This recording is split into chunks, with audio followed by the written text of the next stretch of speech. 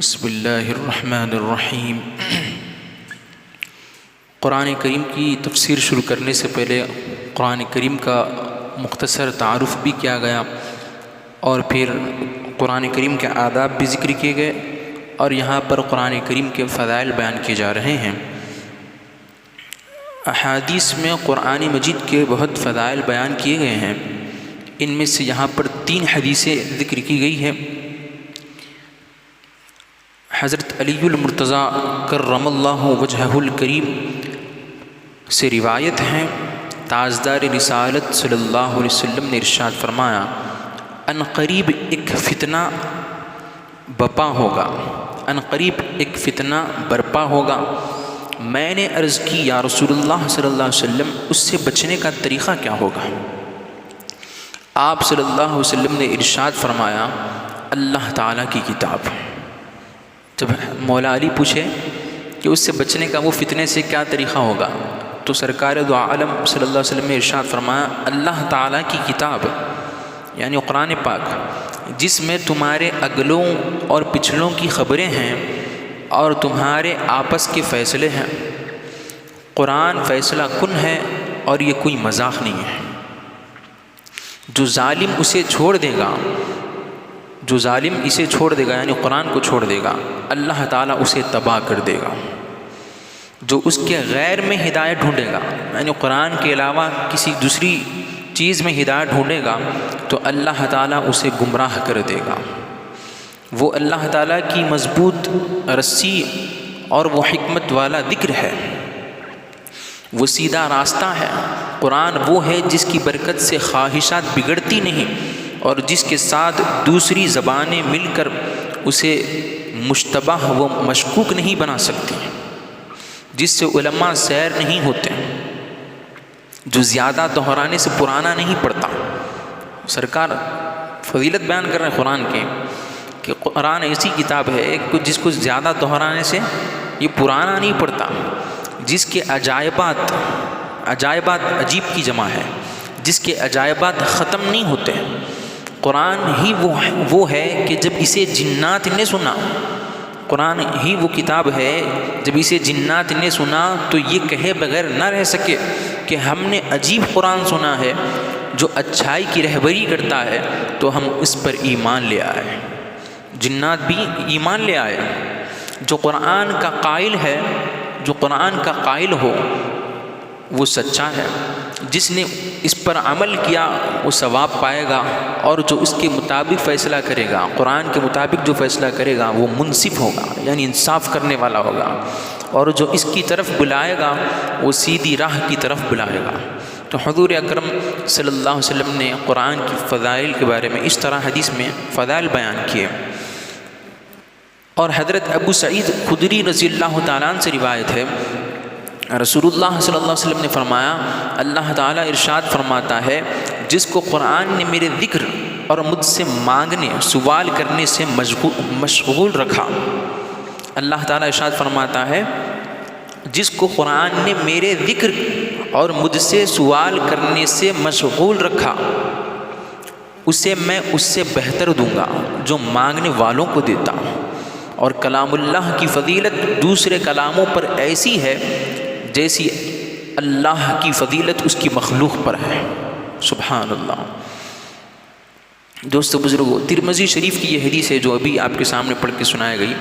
اللہ تعالیٰ کیا فرما رہے ہیں؟ حدیث قدسی ہے یہ، سرکار فرما رہے ہیں کہ اللہ تعالیٰ فرماتا ہے کہ جس کو قرآن نے میرے ذکر اور مجھ سے مانگنے سے مشغول رکھا، یعنی قرآن پڑھنے میں وہ قرآن میں اتنا مصروف ہے کہ وہ دوسرا میرا ذکر نہیں کر سک رہا اور مجھ سے دعا نہیں کر سک رہا، مانگ نہیں سک رہا، اتنا وہ قرآن پڑھنے میں مصروف ہے، تو اللہ تعالیٰ فرماتا ہے میں اس سے بہتر دوں گا جو مانگنے والوں کو دیتا ہوں۔ تو قرآن کی اتنی عظیم جو ہے فضیلت ہے دوستو بزرگوں، اور یہ بھی حدیث میں سرکار وسلم ہم کو بتا رہے ہیں کہ کلام اللہ کی فضیلت یعنی قرآن پاک کی فضیلت دوسرے کلاموں پر ایسی ہے جیسی اللہ کی مخلوق پر فضیلت ہے۔ اتنی فضیلت قرآن پاک کی ذکر کی گئی ہے۔ اور ایک حدیث یہ بھی ہے، حضرت عبداللہ بن عمرو رضی اللہ تعالی عنہما سے روایت ہے، رسول کریم صلی اللہ علیہ وسلم نے ارشاد فرمایا، قیامت کے دن قرآن کو ایک شخص کی صورت عطا کی جائیں گی. قرآن کریم کو قیامت کے دن ایک شخص کی صورت عطا کی جائیں گی، ایک صورت میں آئے گا قرآن کریم. پھر اسے ایک ایسے شخص کے پاس لایا جائے گا جو قرآن کا عالم ہونے کے باوجود اس کے حکم کی مخالفت کرتا رہا، یعنی اس کے حکم کے خلاف کرتا رہا. قرآن اس کی مخالفت کرتے ہوئے کہے گا، قرآن اس کے بارے میں کہے گا اے میرے رب، اس نے میرا علم حاصل کیا لیکن یہ بہت برا عالم ہے، اس نے میری حدود کی خلاف ورزی کی، میرے فرائض کو ضائع کیا، میری نافرمانی میں لگا رہا اور میری اطاعت کو چھوڑ دیا. قرآن اس پر دلائل کے ساتھ، دلیلوں کے ساتھ الزامات لگاتا رہے گا، یہاں تک کہ کہا جائے گا اس کے بارے میں تیرا معاملہ تیرے سپرد ہے. قرآن اس کا ہاتھ پکڑ لے جائے گا یہاں تک کہ اسے جہنم میں ایک چٹان پر اوندھے منہ گرا دے گا. اللہ اکبر کبیرہ.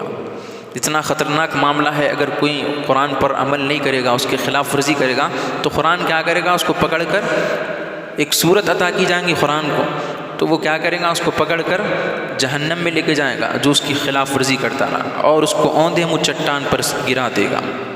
پھر قرآن کو ایک ایسے نیک شخص کے پاس لایا جائے گا جو قرآن کا عالم تھا، جو قرآن کو جاننے والا تھا اور اس کے حکم کی بجا آوری کرتا رہا، جو بھی اس میں حکم تھا اس پر عمل کرتا رہا.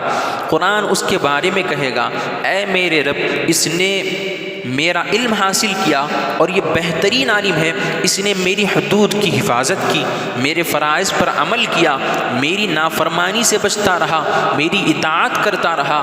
قرآن دلائل کے ساتھ، دلیلوں کے ساتھ اس کی حمایت کرتا رہے گا یہاں تک کہ کہا جائے گا اس کے بارے میں تیرا معاملہ تیرے سپرد ہے.